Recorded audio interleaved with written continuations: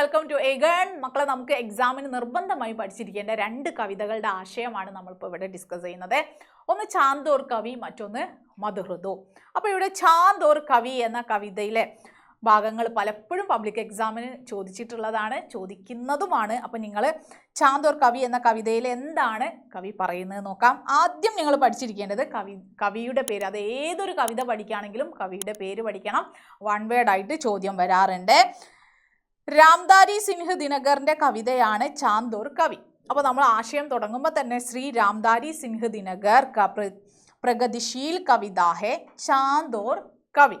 इस कविता में कवि से चांद कहता है कि मनुष्य विचित्र जीव है. അപ്പോൾ ഈ കവിതയിലെ ചാന്ദ് അല്ലെ കവിയും ചന്ദ്രനും തമ്മിലുള്ള ഒരു സംഭാഷണം പോലെയാണ് ഈ കവിതയിൽ പറയുന്നത്. ഒരുപാട് കാര്യങ്ങൾ ചന്ദ്രൻ പറയുന്നു അല്ലെ, ചാന്ദ് പറയുന്നു, അതിനൊക്കെ മറുപടിയായിട്ട് കവിയും പറയുന്നുണ്ട്. അപ്പൊ ഈ കാര്യങ്ങളൊക്കെ ഒന്ന് നോക്കാം.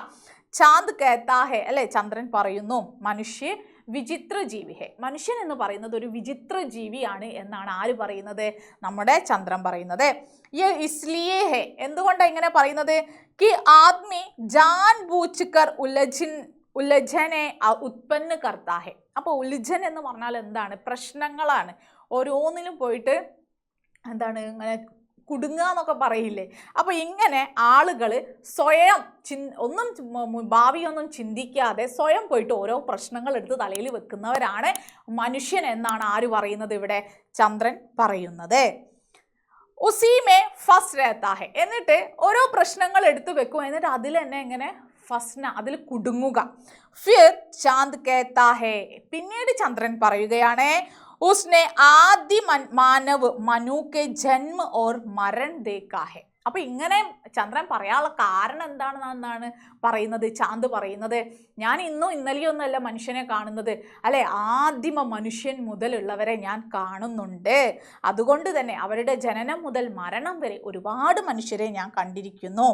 चांदनी में पागल की तरह बैठ सपनों को यथार्थ में परिवर्तन करने का परिश्रम करने वाले കവിക്കോ ചാന്ദ് തുച്ഛ് മാൻതാ ഹെ. അപ്പോൾ ഇവിടെ നിലാവിൽ ഇരുന്നു കൊണ്ട് പല സ്വപ്നങ്ങളും കാണുകയും ആ സ്വപ്നങ്ങളെ യാഥാർത്ഥ്യമാക്കുവാൻ ശ്രമിക്കുകയും ചെയ്യുന്ന കവിയെ ഇവിടെ ചന്ദ്രൻ എന്താക്കുകയാണ്?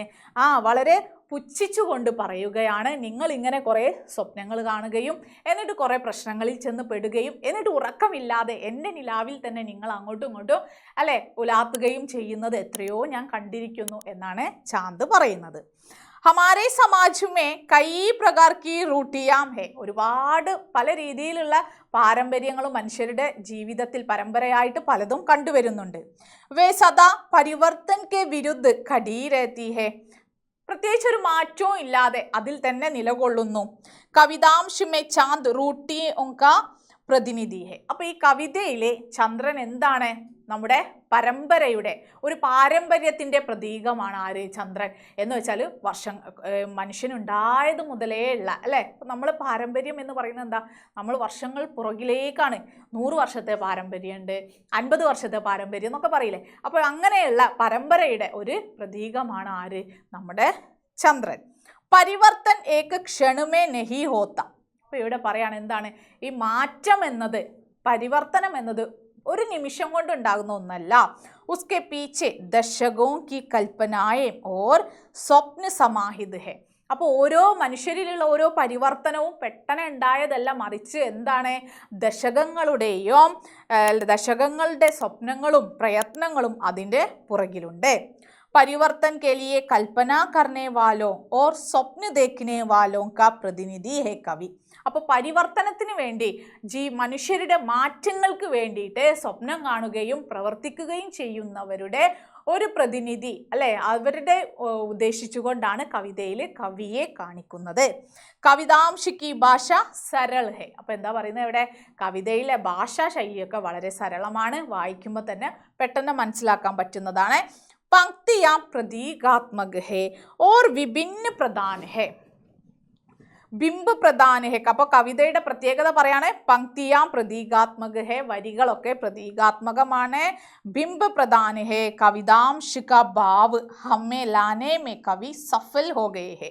അപ്പോൾ ഈ കവിതയുടെ ഭാവങ്ങൾ യാഥാർത്ഥ്യം കവിതയുടെ ആശയം അത് നല്ല രീതിയിൽ തന്നെ നമുക്ക് നമ്മളിലേക്ക് എത്തിക്കുന്നതിൽ കവി എന്താക്കിയിരിക്കുന്നു, സഫൽ ഹോ ഗയേ ഹേ, അല്ലേ, സഫലമായിരിക്കുന്നു.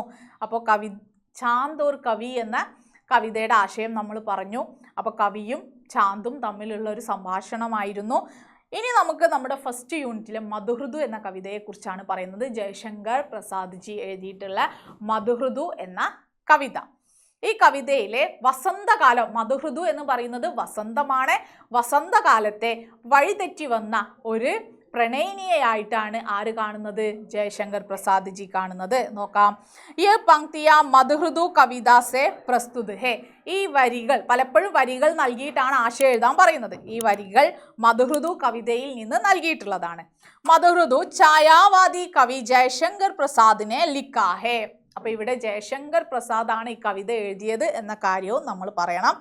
കവിത മേ വസന്ത ഋതു ക സുന്ദർ വർണ്ണൻ ഹുവാ ഹെ. അപ്പൊ ഈ കവിതയിൽ മുഴുവനും വസന്തകാലത്തെ കുറിച്ചിട്ടുള്ള വർണ്ണനയാണ് ഈ കവിതയിൽ പറയുന്നത്. വസന്ത ഋതു കോ കവി കവിത മേ അപ്പിനി പ്രേമിക കെ സമാൻ ദേഖത്തെ ഹെ. തൻ്റെ പ്രണയിനിയെ പോലെയാണ് വസന്തത്തെ കാണുന്നത്.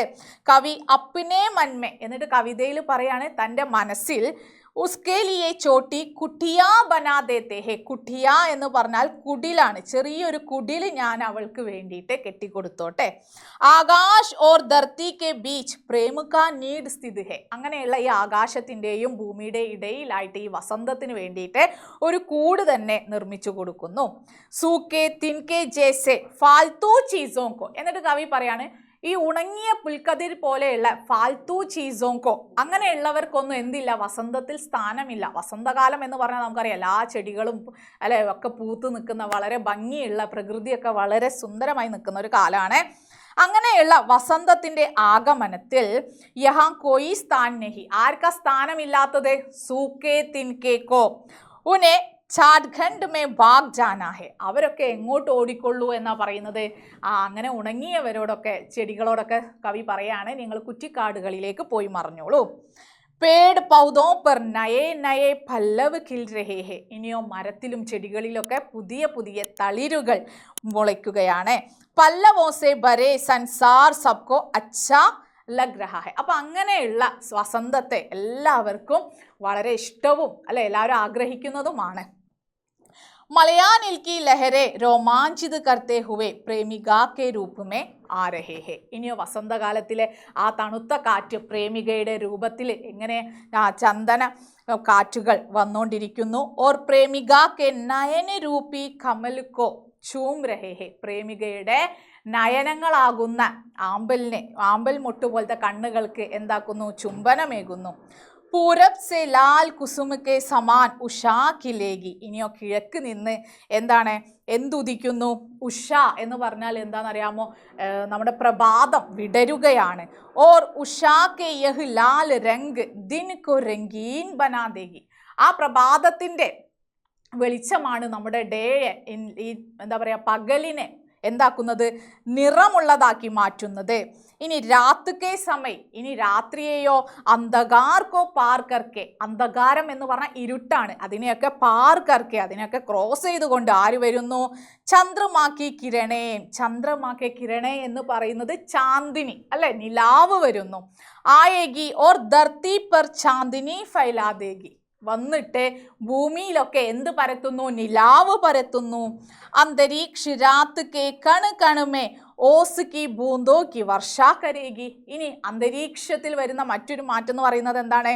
രാത്രിയിലൊക്കെ മഞ്ഞിന്റെ തുള്ളികൾ അല്ലെ പെയ്തിറങ്ങുന്നു. പ്രേമയുഗ്മോ കെ ഇസ് ഏകാന്ത സൃജനുമേ. എന്നിട്ട് കവി പറയാണ്, ഇങ്ങനെ സുന്ദരമായ ഈ വസന്തത്തിൽ ഏകാന്ത സൃജനുമേ ഹമേ കോയി ബാധ ന ഡാൽനാ ഹെ. നമ്മൾ മനുഷ്യരെന്ത് വേണ്ട, പ്രകൃതിയുടെ ഈ വസന്തത്തിൽ സ്വാഭാവികമായി വരുന്ന അല്ലെ, പ്രകൃതി പല കാലങ്ങളും ഇങ്ങനെ മാറി മാറി വരുന്നത് പോലെ സ്വാഭാവികമായിട്ട് പ്രകൃതിയിലേക്ക് എത്തുന്നതാണ് വസന്തവും. അവിടെ നമ്മളായിട്ട് അതിനൊരു തടസ്സവും വരുത്തേണ്ട. അപ്നെ മേ ജോ സുന്ദർ ഹെ. ഇനി നമുക്ക് ഈ വസന്തത്തെ സുന്ദരമാക്കാൻ എന്തെങ്കിലും നമ്മളടുത്ത് ഉണ്ടെങ്കിൽ ഉനെ ഇൻകോ ദേ ദേന, അതിനെ നമുക്ക് എന്ത് ചെയ്യാം, വസന്തത്തിനായിട്ട് നൽകുക എന്നല്ലാതെ നമ്മൾ ഈ പ്രകൃതിയിൽ പോയിട്ട് നാശനഷ്ടങ്ങൾ ഉണ്ടാക്കി ഈ വസന്തത്തിൽ ഒരു ഭംഗവും വരുത്തേണ്ട എന്നാണ് കവി പറയുന്നത്. അപ്പോൾ ഇവിടെ നിങ്ങൾക്ക് വളരെ ഈസി ആയിട്ട് ഈ 2 കവിതയുടെ ആശയവും നിങ്ങൾക്ക് കിട്ടിയിട്ടുണ്ട്. ഇത് എക്സാമിന് വളരെ ഇമ്പോർട്ടൻ്റ് ആണ്. അപ്പോൾ നന്നായിട്ട് പഠിക്കുക. വേഗത്തിൽ പഠിക്കാൻ പറ്റുന്നില്ല എന്ന് പറയുന്നവരുണ്ടെങ്കിൽ, അങ്ങനെ തോന്നുന്നവർക്ക് ഇതൊന്ന് എഴുതി പഠിക്കാവുന്നതാണ്. കാരണം അത്രയ്ക്ക് ഷുവർ ക്വസ്റ്റ്യൻ ആണ്. അപ്പോൾ നിങ്ങൾ നന്നായിട്ട് തന്നെ പഠിക്കുക. ബാക്കി ചാപ്റ്റേഴ്സൊക്കെ നമുക്ക് ലൈവ് ക്ലാസ്സുകളിൽ ഡിസ്കസ് ചെയ്യാം. അതുവരേക്കും ബൈ.